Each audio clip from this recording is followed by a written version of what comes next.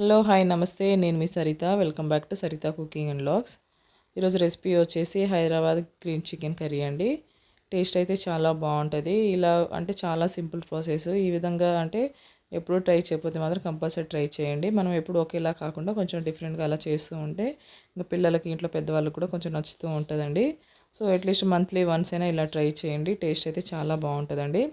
ఇది వచ్చేసి మనకు అంటే రైస్లో కానీ రోటీలో అంటే బగారా రైస్లో అయితే ఇంకా చాలా బాగుంటుంది. ఇలా చేసుకుని అయితే వేడివేడిగా సర్వ్ చేసుకొని తింటే ఆ టేస్టే వేరండి. సో ముందుగా ఫస్ట్ నా ఛానల్ ఎవరైనా చూసినట్టయితే సబ్స్క్రైబ్ చేసుకోండి. అలానే వీడియో నచ్చితే మాత్రం కంపల్సరీ లైక్ చేయండి. మీ ఫ్రెండ్స్కి రిలేటివ్స్కి షేర్ చేయండి.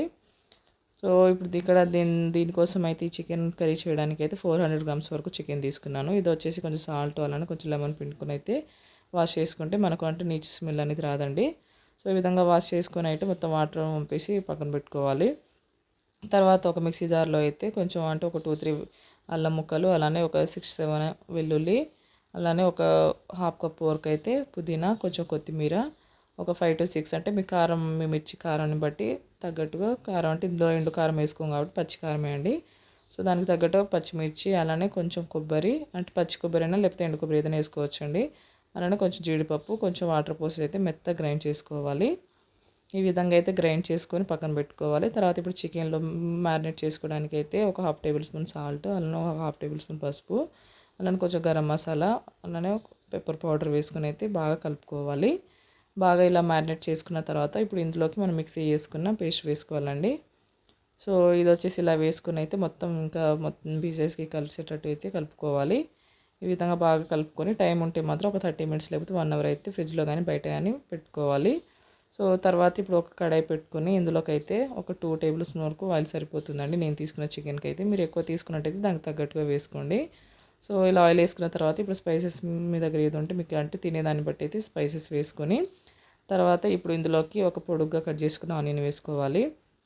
ఇందులో కొంచెం సాల్ట్ వేసుకొని అయితే ఒకసారి బాగా కలిపేసి ఇది మొత్తం అంటే గోల్డెన్ కలర్ వచ్చే వరకు అయితే ఫ్రై చేసుకోవాలండి. ఈ విధంగా వచ్చిన తర్వాత ఒకసారి మళ్ళీ కలుపుకొని ఇప్పుడు ఇందులోకి మనం ముందుగా మ్యారినేట్ చేసుకున్న చికెన్ ఉంది కదా, సో అది ఇందులో వేసుకోవాలండి. ఇలా ఫ్రై అయిపోయిన తర్వాత సో ఇప్పుడు చికెన్ వేసుకొని అయితే ఒకసారి బాగా కలుపుకోవాలి.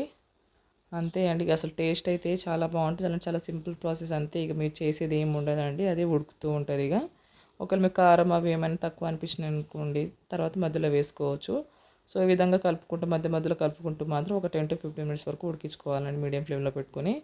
అలా ఉడికించినప్పుడు ఇందులో వాటర్ మొత్తం ఇలా వస్తుందండి. సో ఇలా ఉడికించుకున్న తర్వాత ఇప్పుడు మీరు అంటే వాటర్ అనేది ఎంత కావాలో అంత చూసి పోసుకోవాలి. ఒకవేళ ఇక్కడ మీకు కారం ఏమైనా కొంచెం తక్కువ అనిపిస్తే పెప్పర్ పౌడర్ కానీ లేకపోతే గరం మసాలా కానీ ఇంకా లేకపోతే అంటే మిర్చి ఎక్కువ వేసుకోవడం అలా కూడా చేసుకోవచ్చు అండి. సో కట్ చేసుకుని వేసుకోవడం అలా చేసుకోవచ్చు. ఇప్పుడు మీ చికెన్ని బట్టి అయితే వాటర్ పోసుకుని నేనైతే ఇక్కడ 1 కప్ వరకు అయితే వాటర్ పోసుకున్నాను. సో ఈ విధంగా పోసుకొని అయితే ఒకసారి బాగా కలుపుకొని సాల్ట్ కూడా సరిపోయిందో లేదో చూసుకొని అయితే మళ్ళీ మీడియం ఫ్లేమ్లో పెట్టుకొని ఒక 10-15 మినిట్స్ వరకు ఉడికించుకుంటే సరిపోతుంది. అంటే ఇందులో ఉన్న వాటర్ మొత్తం ఇంకిపోయి ఆయిల్ అనేది పైకి వచ్చేదాకా ఉడికించుకోవాలి. అప్పుడు మనకు చికెన్ అయితే పర్ఫెక్ట్గా ఉడికిపోతుంది. అలానే చాలా టేస్ట్ కూడా ఉంటుందండి. సో ఈ విధంగా అయిపోయినప్పుడు ఇలా చేసుకుంటే మనకు అంటే కొంచెం గ్రేవీ లాగా ఉంటేనే మన చపాతీలో కానీ రైస్లో తినడానికి బాగుంటుందండి. సో ఈ విధంగా ఆయిల్ మొత్తం పైకి వచ్చినప్పుడు అయితే స్టవ్ ఆఫ్ చేసుకోవాలి. స్టవ్ ఆఫ్ చేసుకొని ఇంకా పైన కొంచెం గార్నిష్ కోసం అయితే కొత్తిమీర వేసుకుంటే సరిపోతుంది. అంతే అండి. చాలా సింపుల్ ప్రాసెస్. టేస్ట్ కూడా అంతే బాగుంటుంది. సో ఈ వీడియో చూసిన తర్వాత మీకు నచ్చింది మాత్రం మీరు ఒకసారి కంపల్సరీ ట్రై చేయండి. ట్రై చేసి మీకు ఎలా వచ్చిందో కామెంట్ చేయండి. వీడియో నచ్చితే లైక్ చేయండి.